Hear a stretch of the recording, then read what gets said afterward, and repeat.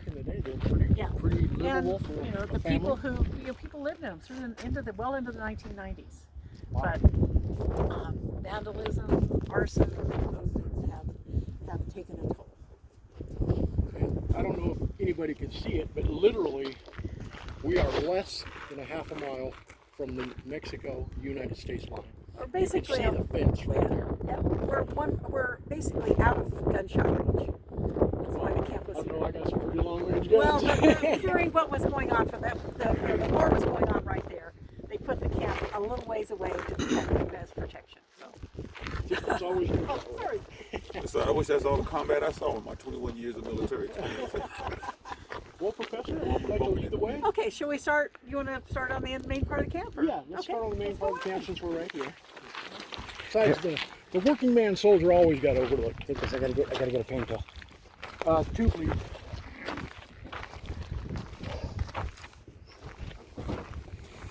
Okay, so we're standing at the front of the parade ground. The old flagpole is here by this mesquite tree. And on each side is a quadrangle. Each of those would have been for a company, which is usually about 70 soldiers, 74 soldiers. So each of the barracks would have been for 30 to 40 men. The front building here is the hospital building, and the front building on this quadrangle was the officers' club. And as I understand it, per United States Army regulations at the time, the quadrangle was the design chosen because of its defensive posture. Possibly, but this never had an outside perimeter that we know of. And the officers were on the exposed outside. So that may have been the case in some earlier designs, but I don't know that it particularly worked for here. Okay. Okay, so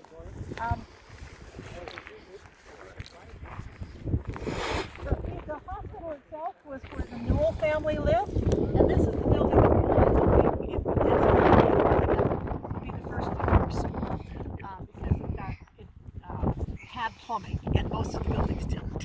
And I saw some still photographs of the incredible amount of overgrowth Yes. that was around the building.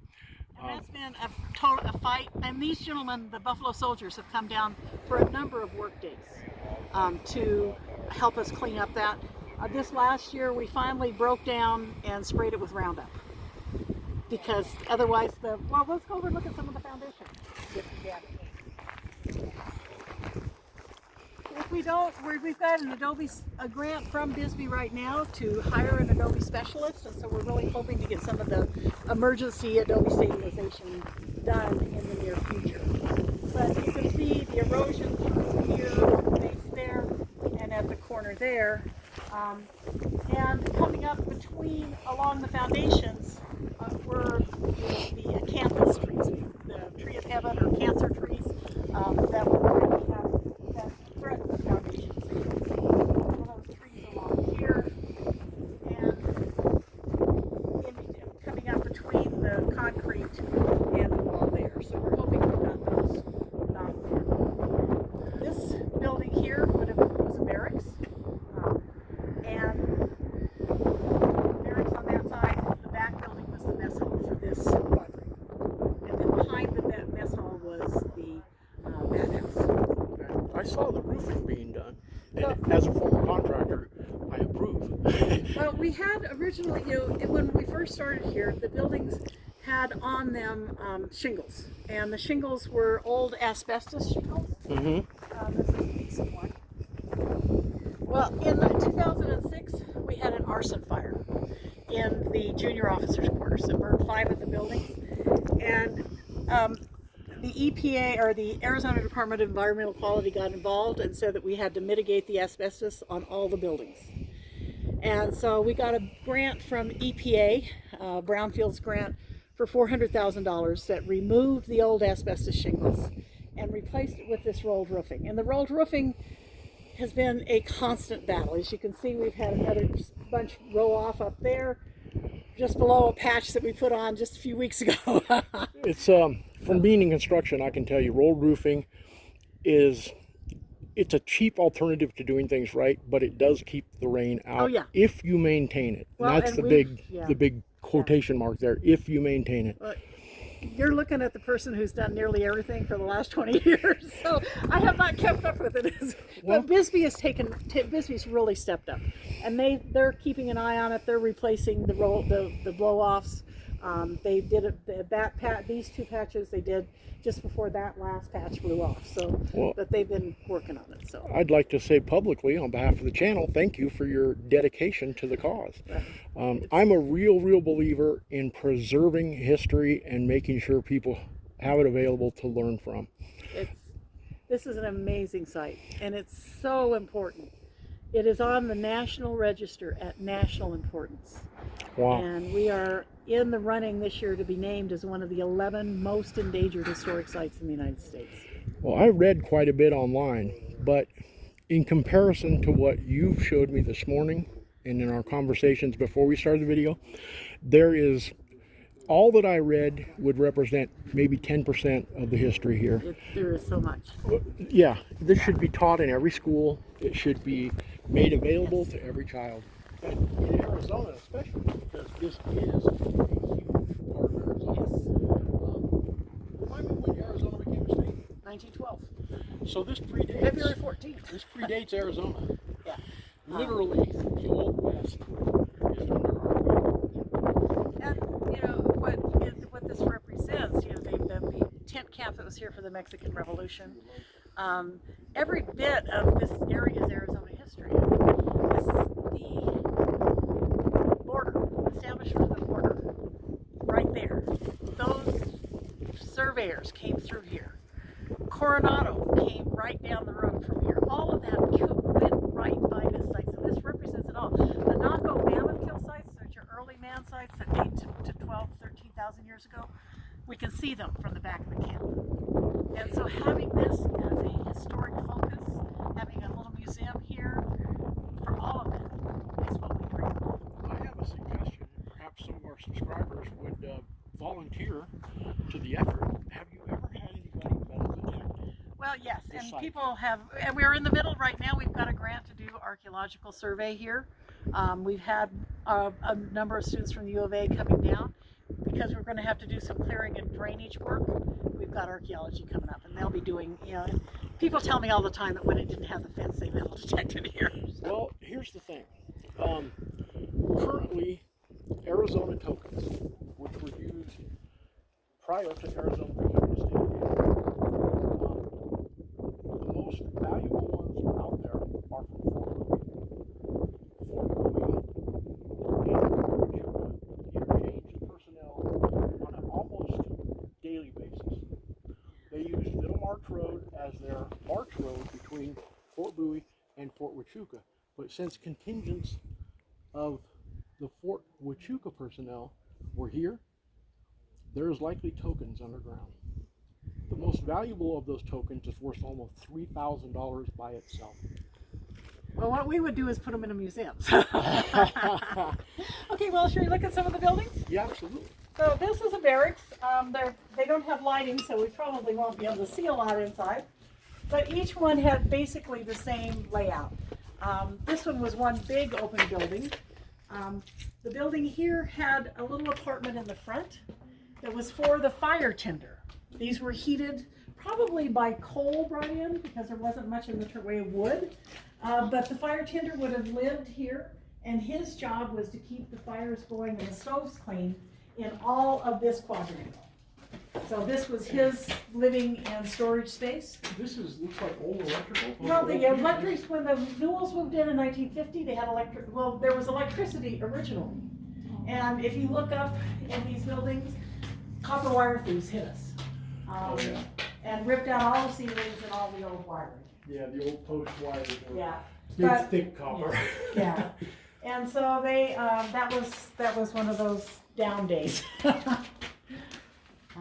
Tim, see if you can focus in on this lath, because this is original lath. Yes. Now, from my construction background, I can tell you, after having worked in a lot of old buildings in the Bay Area where I came from, the best way to do interior walls for longevity is not sheetrock. It is lath and plaster. However, the flip side of that is finding craftsmen who know what they're doing and can do the repairs.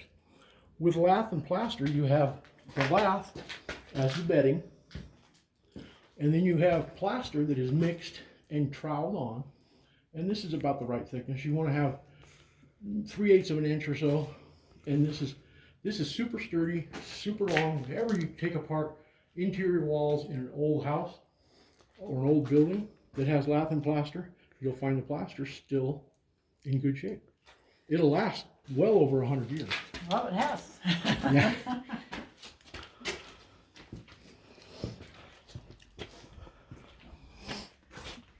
Before we got the fence up, we had some guys come in here and do a paintball chase. And we didn't, I got the call that was happening after. Well, the best way to simulate a battle doing paintball is to simulate it at a military installation. Yeah, but I would rather they didn't swatch up our walls. So this would have been, as I said, the mess hall back here for this quadrangle, and again, about 40 men, 35 to 40 men per barracks.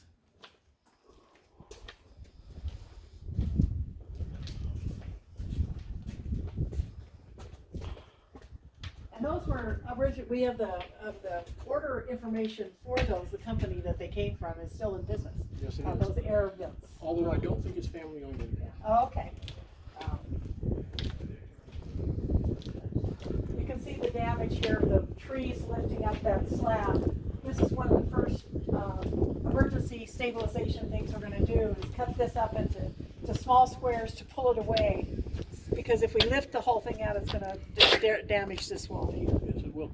What's this stone structure? Well, that one we're really not sure. We think it may be have been a base for a tank, like maybe a fuel tank, because this was, as you come here, that over there was the motor pool, and over here, these old buildings, the ruins here were the stables. Okay. Because this was right at that edge as the military was still using horses for most transportation, but they were moving towards using motorized vehicles. And that looks like an old Fireplace. It is. It has Fireplace. It's got a 1907 date on it. Wow. So Conjecture is that the famed World War II tank general, George Patton, traveled through this installation he did. under Blackjack Person. They were here when the Mexican Revolution was raging on the other side of the border. So, and Hugh Scott, who became the the chief commander at the time, was also here.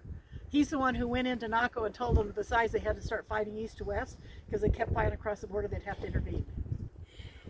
Just another page in the long historical book of this facility and southeast Arizona. Well, Arizona, but I live in the southeast.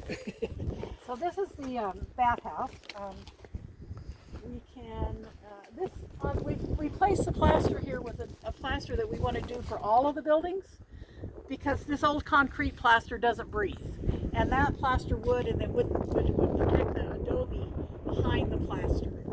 So, Architecturally, if that happened, if the building breathe and plaster, then you have to put in those vents that go up into the attic space, but there needs to be a lot more of them. well, it's going to depend, because we've got so much cracking in this. In the best of all possible worlds, a lot of the plaster would be replaced with a breathable plaster. But that price tag is $4.6 million, and Which includes a lot of the removal. yep. So, anyway, I think I did. well, if you ever need some construction consulting for free, pick up the phone. I love preserving old buildings, and sadly most communities don't do that. So this is the bathhouse.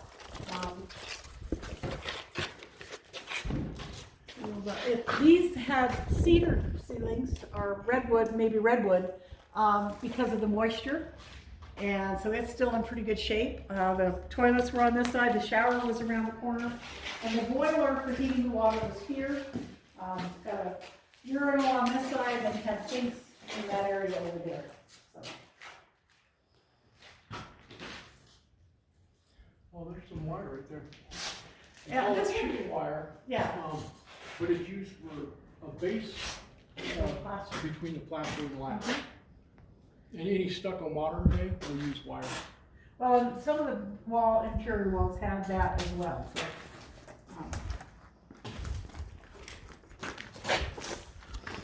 A testament to construction back in the old days, this solid wood door frame, though it needs paint and go to work, is still solid. Yeah. If you heard that door close. The craftsmanship used back in the old days, second to none. Well, I think that, the fact that it was made out of adobe, all of the ones that were made out of wood were cannibalized for the wood, and so they're not standing anymore. But this one, and then the people lived here for the most of the years. That most of the damage that you see has happened since people moved out. Shows what happens when historic sites aren't in use. Yep. So, And for folks to understand the power and longevity of adobe, just look at any Catholic mission in the southwest of the United States. yeah. Yeah. I want to. Okay. So that's the old stables.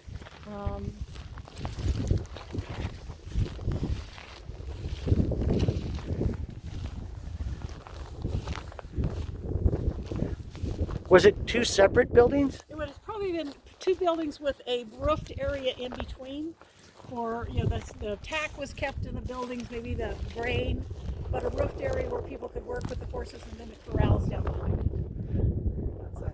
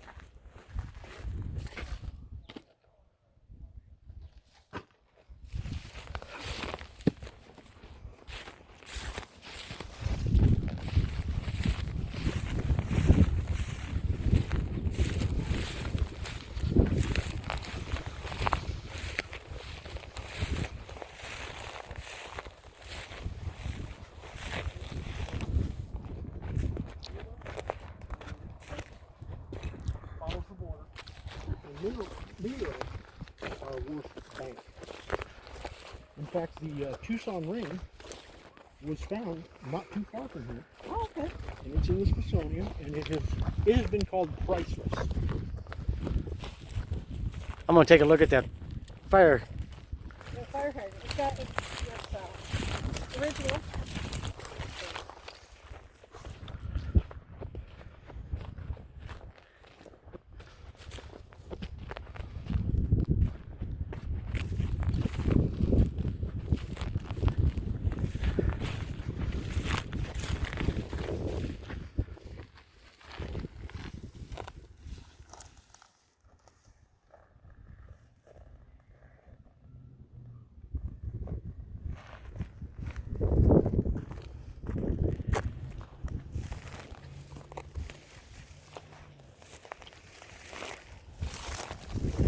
amazing. The craftsmanship from back in the day. And the motor pool here behind it is a ramp where they built up treads for the vehicle to pull up on so that you could get underneath it to work. We're gonna go look at that. Yeah.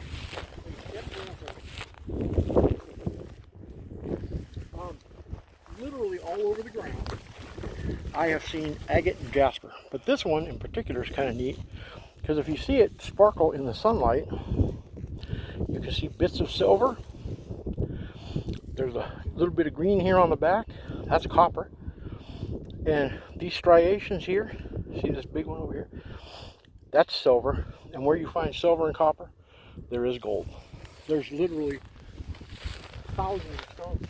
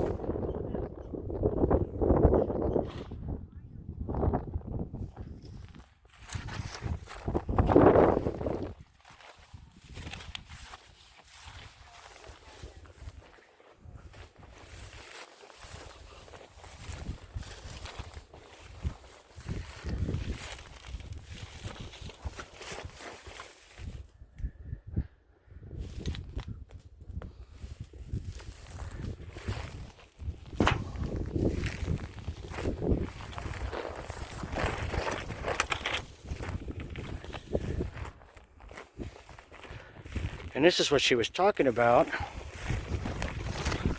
where they built the ramp for vehicles. Those are the stops. And this is the pit underneath. They'd drive the vehicle up and they'd be able to maintain them from underneath.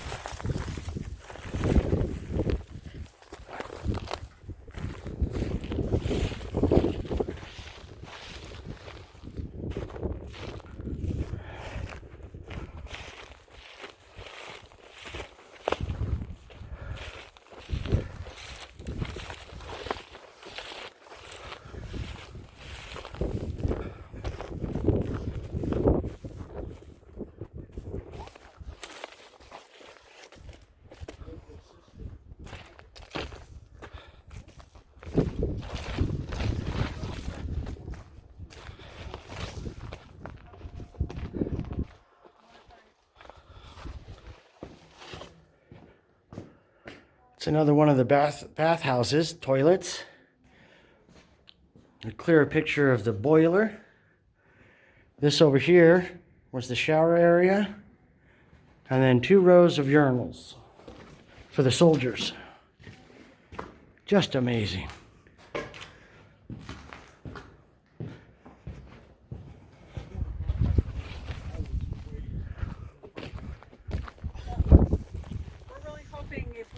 We're on the list for if we do get that will put us at the national level for corporate sponsorship. So that could be.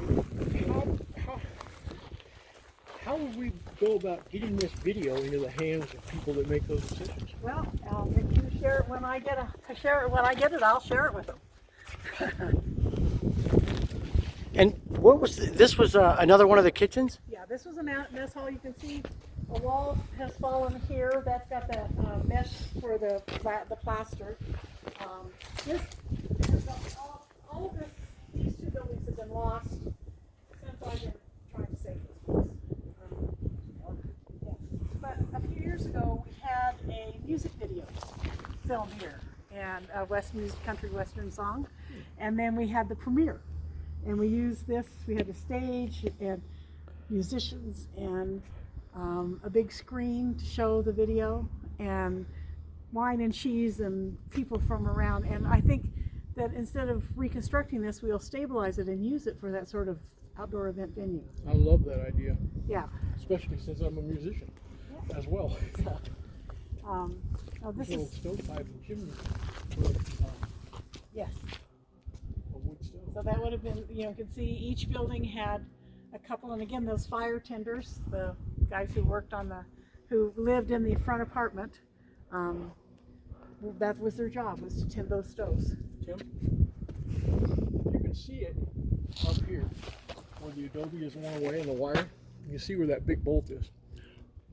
Looks like a beam of cast iron.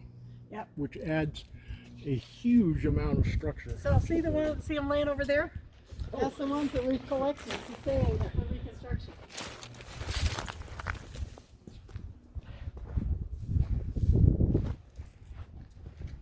This roof, the roof on this building came down in about 2004. This one, it was falling when they did the asbestos remediation, and so they removed it at that point, and that was 2013. The back wall on this building blew down just about 3 years ago.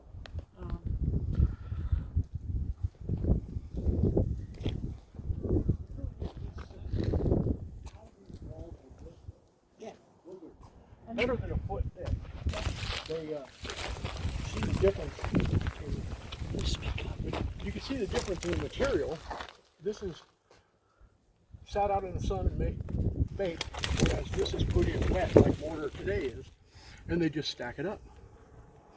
And they use wood as an attachment point for interior stuff like windowsills, shelves, what happened.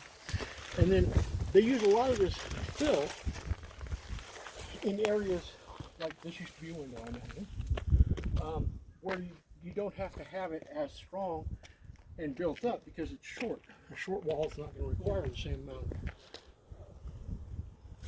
dedicated structure. So when you see the walls go up, this is a really long building. Yes.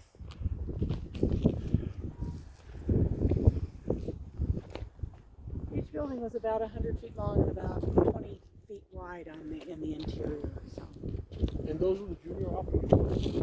Those are the junior officers' quarters, yeah. And that's the ones that we had the arson fire 2006, which led to Vision Quest was going to bulldoze the site because it was less expensive than having to deal with it. And that's when I went on a rampage trying to find someone to take it. And S.G.O.C.C, the mayor, for whatever reason, George. You had to pay George on the side for anything. Well, anyway, George got S.G.O.C.C to take it. But then he got recalled, and S.G.O.C.C, although they were great stewards for the years that they were the owners, they really, once he was gone, they really weren't interested. This is an original nail. These Yep. are forged out of a piece of iron. They are all over the place when you find old buildings like this. Yep. I want to go over there.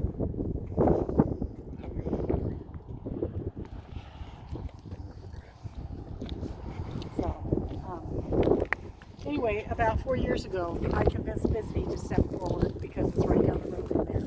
There was no institution in Naco that had the structure to take it over. When I first moved here to Sierra Vista, Huachuca City area, I was always told this was called Old Bisbee.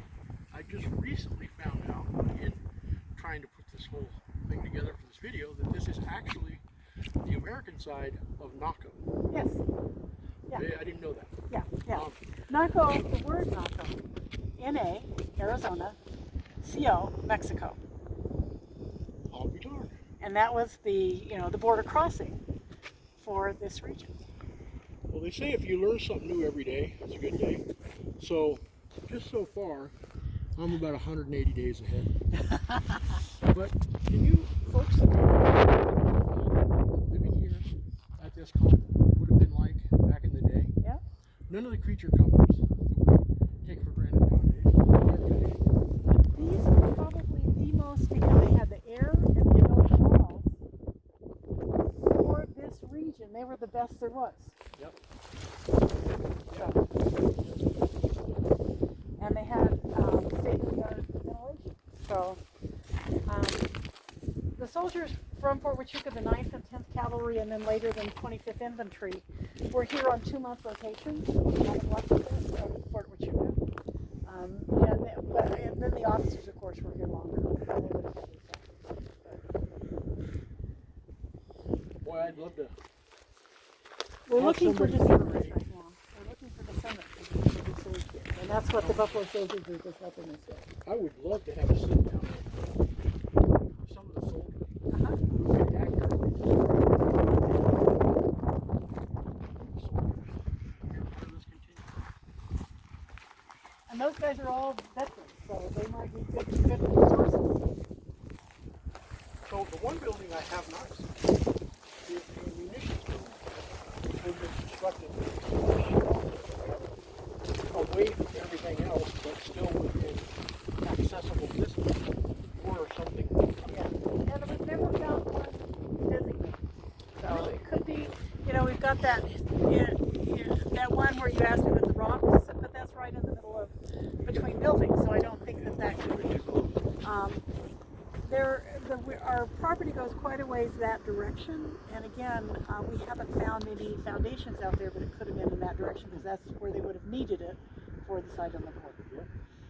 The shooting range for this group that we're all here was down about where the golf course is, and they found evidence that when the National Guard was here, and we think that these guys used it down there as well. So it could have been one of the buildings down towards the National Guard area. One thing I've researched is United States Army camp regulations and building regulations circa turn of the century, which is hopefully giving me some insight into this for But they're very strict on their overnight camp regulations. Yep. Required some very specifics to be followed. And whoever the march commander would have been would have had to strictly adhere to those regulations. A lot of interesting stuff in the history of the U.S. Army, specifically the soldiers that came out of Fort Huachuca and really all of Arizona. Yeah, because this was the Old West before it was a state. And a lot of things that occurred here occurred as it was a territory. And of course, the laws and governorship between territories and states is far different. So this was the Officers Club. It's probably the best preserved of the buildings because the first grant we got, we fixed this roof. But this would have been the commissioned officers, the white officer side, and then the non-com officer side was it was in the other section. So it was a segregated. Here you want to see a nice fireplace with a deep fireplace. Definitely an office.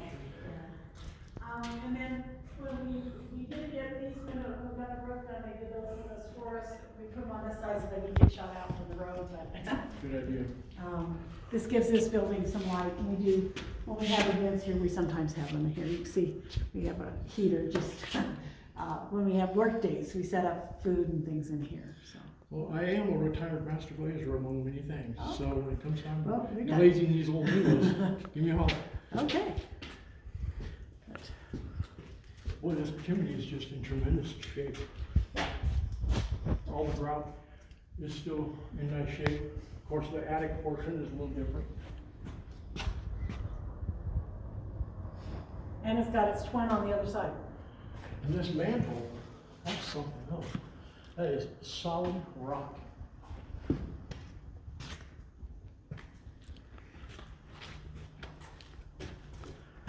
This was Party Central for high school kids, and they did a lot of the graffiti, and that diary was pushed up inside that fireplace.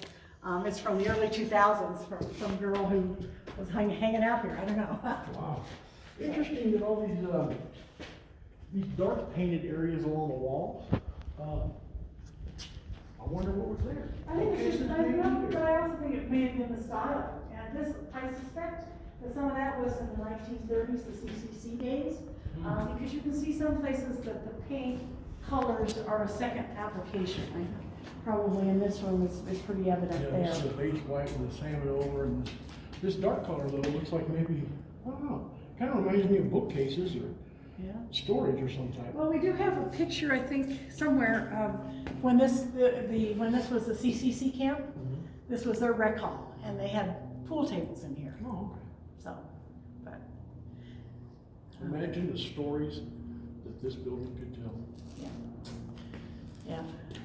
That's the wonderful thing about archaeology, though, is looking at something from modern day eyes through history to find out or discover what was. And that's why history is so important to Yes. preserve.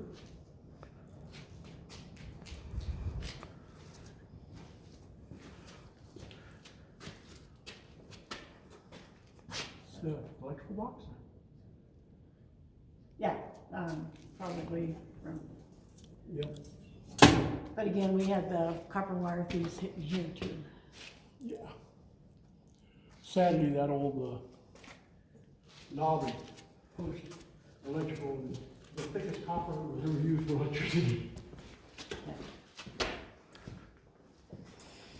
Well, somebody did some improvements on the rafters. Well, those were new ones that were replaced when we did work. I think this was done in 2004. Okay, because those are made by Yeah. the Simpson Strong Tie Company. Yeah, Who- you can see the change between the little modern to the older, much thicker pieces of wood. Yeah, what we call in the construction industry thicker wood like this is called dimensional lumber. Because if you go to Home Depot and ask for a 2x4, it's actually 1 3/4 by 2 or 3 3/4. It's not dimensional. Old stuff was dimensional, and these Simpson Strong Ties last 30, 40 years. And the guy who invented those used to cut apart Campbell's soup cans every night after work and fold them out flat in order to connect. And he's still in business today.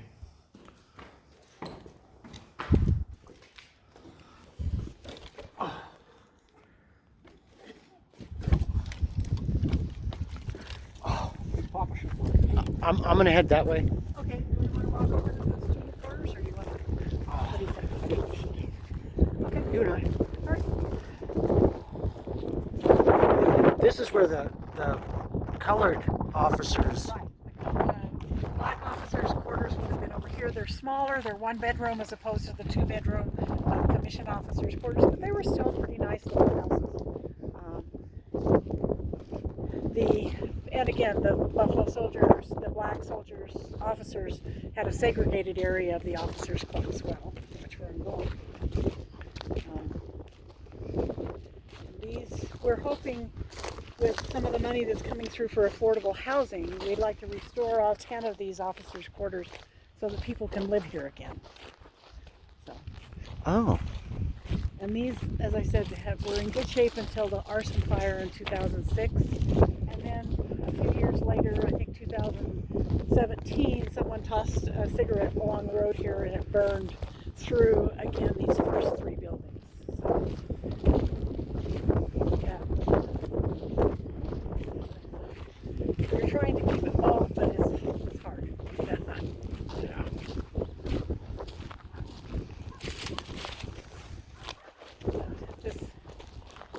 I run into people, as I said, all the time who lived in these little houses. So they were people still living in them into the 90s when Vision Quest acquired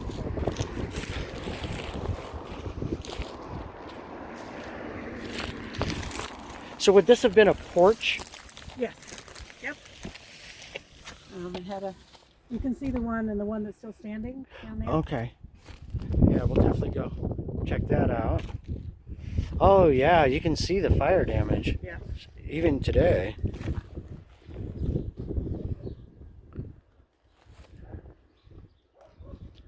And the bathroom, I'm guessing, would be back there where the... Yes, where the pipes were. have less need for space, so you can think of a whole family in this little house. Wow.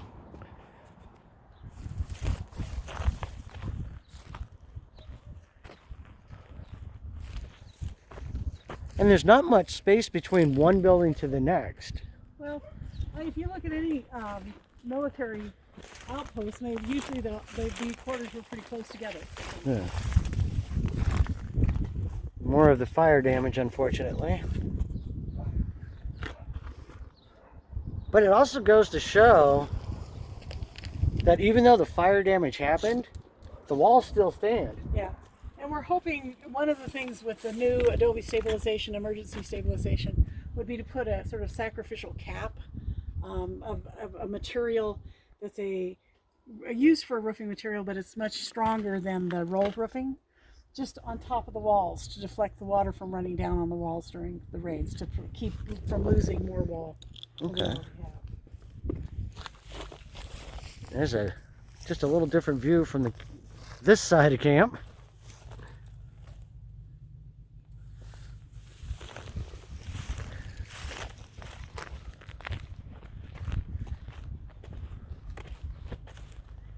Do they have any old records of what each building was?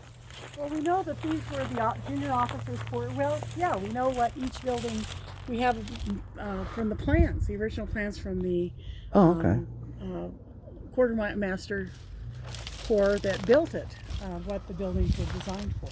So we know which ones were barracks, which ones were mess halls, which ones were bathhouses, and these were the junior officers' quarters. And so out of all of these, there's only one building that looks like it's still, for the most part, intact. Yeah, it didn't get burned with the arson. And that one, the wind was blowing this direction, so the fire department concentrated on this end, and they were able to stop the fire on this one. Or this one, actually, whatever they used to set the fire didn't go start on this one, and they were able to save it. And then, was this stuff that was inside each of these? Yeah, a lot of this was stuff that was here. Others people dumped here when it was open, when it wasn't protected.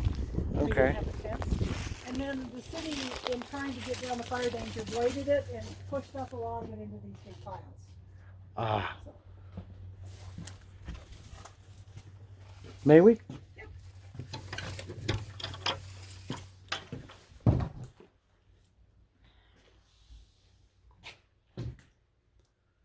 Yeah, they definitely a lot smaller than the one. I mean, they definitely look smaller on the inside when you're here. And they're all closed in. And it also gives you a feel of how each and every one of them looked, because they were all the same. Yeah.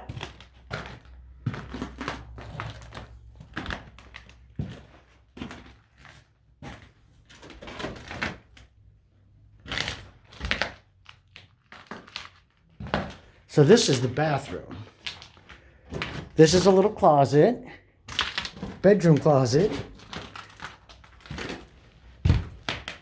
And then front room and maybe kitchen. I thought the kitchen was usually after this one was bedroom, I think. Ah,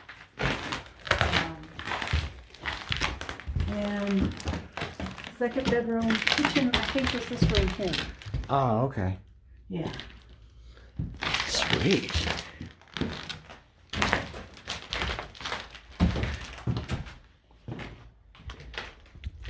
And this one, obviously, we have owls living in this one. But the owls, when we have owls, then the bats don't move in.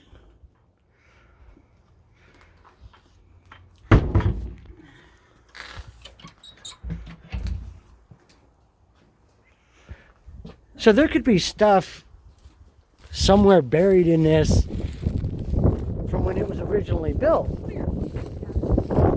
Usually, if I'm walking through, I'll see something like an old spike like this. Oh, wow. If it's something I think that might be of interest, I'll keep it. I'll write a note with it and put it in the box of artifacts that we hope eventually have for study here for this time period.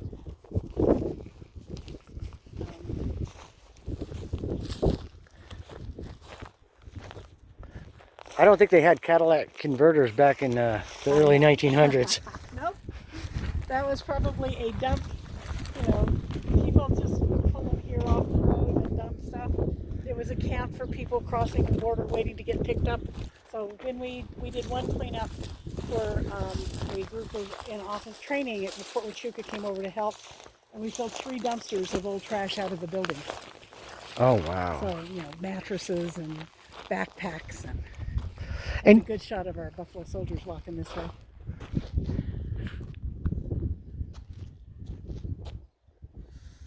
And do you have a website people can go to? We don't have a website. We do have the Archaeology Southwest website has information, and then we have our Facebook page, Friends of Camp Naco. Okay, so the Facebook page is definitely Friends of Camp Naco. Yes.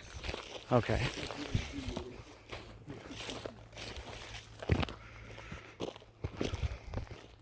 So did you bring your drill with you today? My drill? Yeah. No, honey. I'm on a motorcycle. So the back bathhouse there. Uh-huh. I think the wind must have hit the door and ripped the hook was laying on the ground. Really? Yeah. Unless somebody got in here, which I kind of doubted because I that think fence is not easy to jump over. Yeah. So, I forgot. I'll try to remember to bring one. You know, the one thing that I want to do sooner than later is there's two entrances under the fence. Oh. There's one over here and one over here where the water runs and it crosses a little gully looking thing. That's how the javelinas, coyotes, and everything else gets in here. I want to see if I can block that off. Oh yeah. Because when we were doing, when we did the little camp out here, Oh. there was little critters running around. And that was during broad daylight. I saw a coyote run through. Well, Yeah. you can see deer tracks and javelina. Oh, yeah, Well, there's- they might jump the fence. Javelinas are pretty nasty. Yeah, they are real nasty. But, yeah, we don't want to do too much on the water so that we don't cause more flooding. So. No, Stuff what I will want to get do is I caught. want to put some kind of a piece of fence or something to keep the critters from. Let the water run through, fine. But if trash gets up against it, then it'll create a Yeah, dam. and then maybe one day, I'll just get brave and stay out here a couple of days. Hopefully Barbecue. we'll have another work there sometime soon. See, and this is the stucco Yeah, material that I said, we need to pile that up somewhere because that is different than the rest of the stuff. yeah. And then I'll be moving all this wood out of here, clean that up, that other pile over there. So, we just met Mr. Owl from Yeah. troop barracks.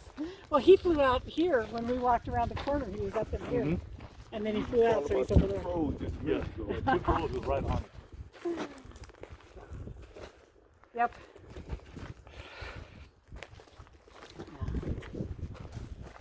Yeah, and then too, she could watch where you walk. Go home with some Well, I have exterior to. wounds.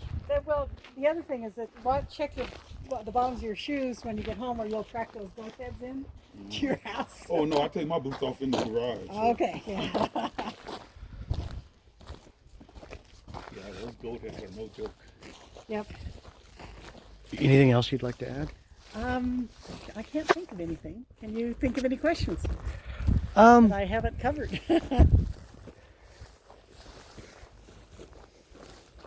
What exactly were the types of military maneuvers and such that were allowed for the Buffalo Soldiers to go into Mexico to fight? They didn't fight into Mexico in. They stayed on this side. Oh, so they were more of a patrol. Keep patrol. Keep the war from Spilling spilling over the border and to handle the refugees. Oh, okay. Because right over in here, behind about kind of on the other side of where the railroad tracks were, was a huge refugee camp. Thousands of refugees. And they would, because of the Mexican Revolution, throughout the revolution, as it shifted around Mexico, refugees would come over. Do we know some of the names of the Buffalo Soldiers that were here and their officers' names? We do have some lists. We were, unfortunately for this camp, the records from this time period were in an archives in St. Louis, Missouri, and that archives had a fire about 20 years ago that destroyed a lot of the records.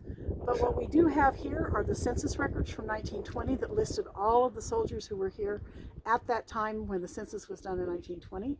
And we have city directories that list the officers who were resident here. So we've got, little bits of information like that. And on the Buffalo Soldier side, what was the rank of the top officer? Mostly sergeant. Okay. Does that Well, Does that make it sense? depends. Are you talking about a non-commissioned officer or But do we have officer? Do we have He- black commissioned officers? They were all I non-coms, thought right? there was not here, because I believe that the commander here was a white gentleman, Yeah. a colonel. I Right, can't Colonel remember his Young. name. But the majority of the leadership for the Buffalo Troopers were NCOs. And that was sergeant. Yeah, sergeant, first sergeant, those kinds of things. Not necessarily a lieutenant or a captain or a colonel or a major.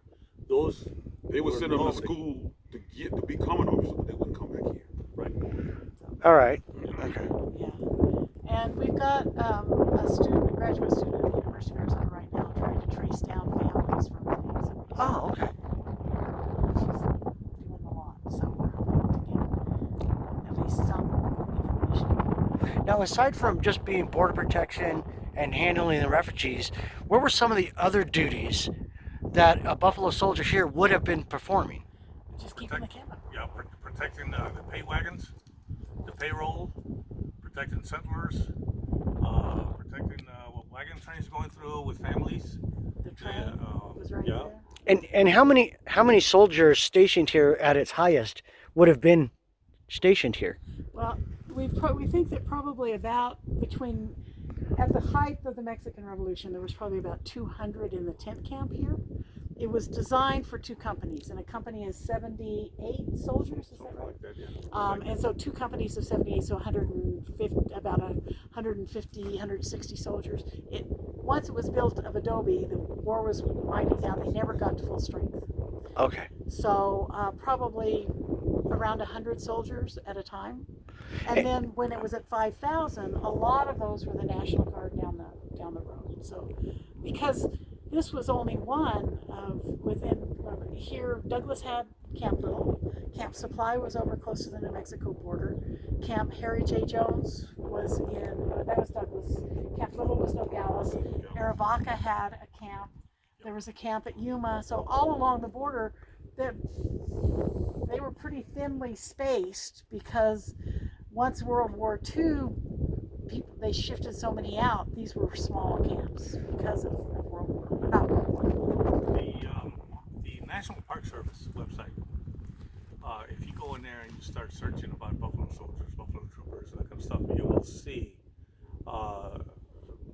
multitudes of references and other websites that have rosters. As a matter of fact, I just downloaded a roster of the Presidio, California, in San Francisco.